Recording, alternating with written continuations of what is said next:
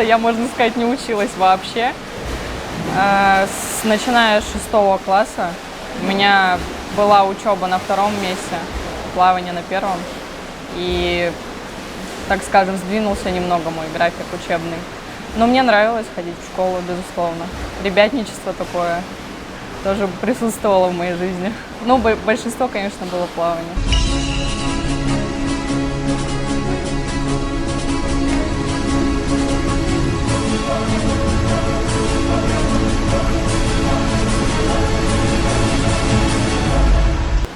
Радости в детстве, ну, это такой вопрос.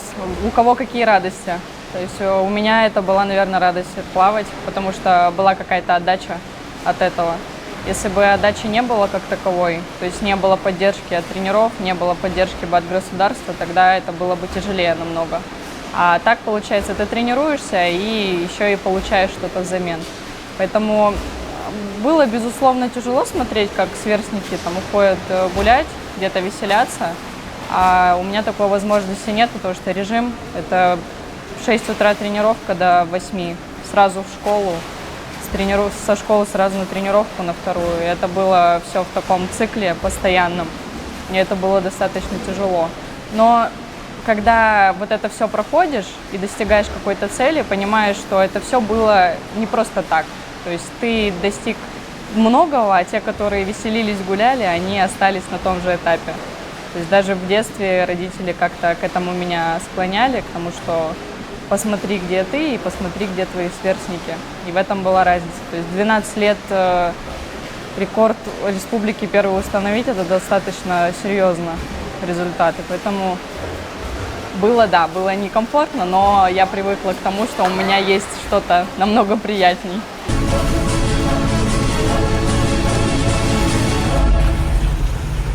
Самое яркое с детства воспоминание, рекорд.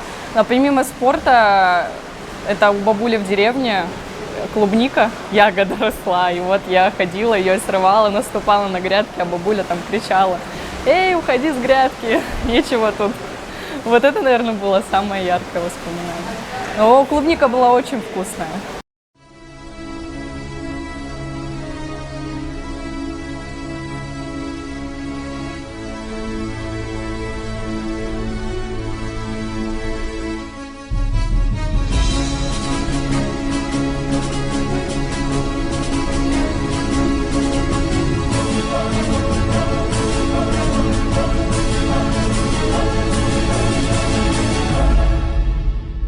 Наибольшее влияние на меня оказало общение с нынешним моим мужем, но тогда он был как, просто мы общались, познакомились на сборах на Иссыкуле в Чолпан-Ате. И он очень сильный человек, и он продвигал меня на то, чтобы дальше стремиться до Парижа. То есть я хотела уже как-то уйти с этой ступеньки, но он поставил мне цель, что добиться этой цели все равно нужно, обязательно. Не получилось в Токио полететь, значит, получится в Париж, в Лос-Анджелес. То есть, даже разговоры ведутся о том, что я рожу через год и буду отбираться на Лос-Анджелес, тренироваться и готовиться. Потому что, достаточно тяжело об этом говорить, потому что это загадывать вперед. Но когда есть такой человек рядом, который просто неимоверную поддержку дает тебе, это очень-очень помогает. Поэтому да, общение с мужем сейчас в приоритете. Елизавета Рогожникова, Из писателей, которые я читаю постоянно, которые меня действительно вдохновляют на что-то, даже в этих хоррор-ужасах. Вот у Стивена Кинга я советую прочитать всем, кто смотрит сейчас нас. Это «Игра Джеральда», очень интересная книжка. И я читаю классику «Нет-нет». То есть то, что я пропустила в школьной программе как раз, я нагоняю сейчас, это «Преступление и наказание». Я до сих пор в чтении этого произведения, потому что оно достаточно большое. И я читаю, я много читаю на самом деле. Я стараюсь уделять этому большое количество времени.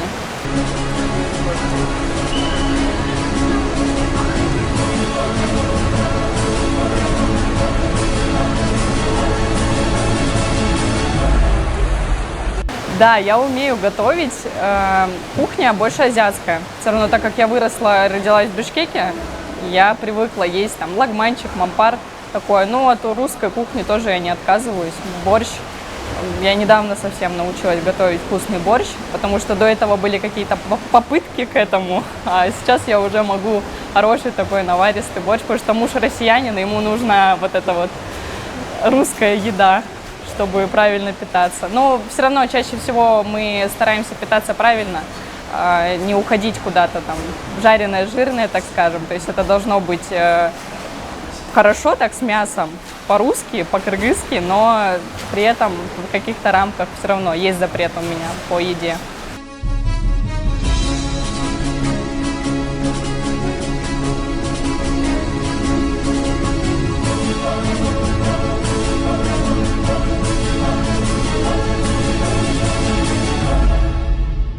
Вообще вот на самом деле нет такого у меня аспекта, что вот я где-то побывала и все, это у меня в душу запало. Для меня в душе Бишкек. Все у меня спрашивают, ты была во многих странах, где лучше всего? Лучше всего дома в Бишкеке. То есть я не могу оценить страну, город так вот с чистого листа. Для меня Бишкек это родина, и я патриот своей страны и не могу сказать, что там лучше. Нет, тут дома лучше всего. И если так сравнивать из всего этого, ну, может быть, Словения, там достаточно чисто, аккуратно, а если сравнивать по жизни именно, то это Китай, конечно. Китай сейчас вообще в другом мире. Мы были вот на азиатских играх в 23-м году. Очень хорошо сделаны соревнования, все и колорит, и люди сами. Ну, вот очень понравилось, да, потому что есть организованность, потому что это все сплоченно, потому что это все в определенном ритме, и никто никуда за эти рамки не выходит. А так лучше всего дома в Бишкеке.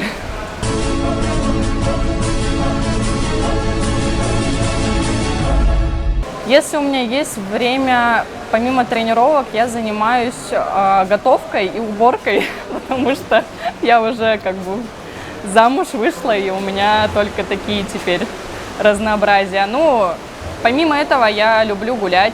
У меня есть собака, доберман. Мы можем погулять, сходить. Ну, чаще всего нужно с ней гулять, поэтому мы ходим гулять. Просто можем прогуляться, выпить кофе или что-то такое. Но чаще всего я готовлю и убираюсь. Такой режим. То есть тренируюсь, сплю, готовлю, убираюсь, и у меня вот так как бы.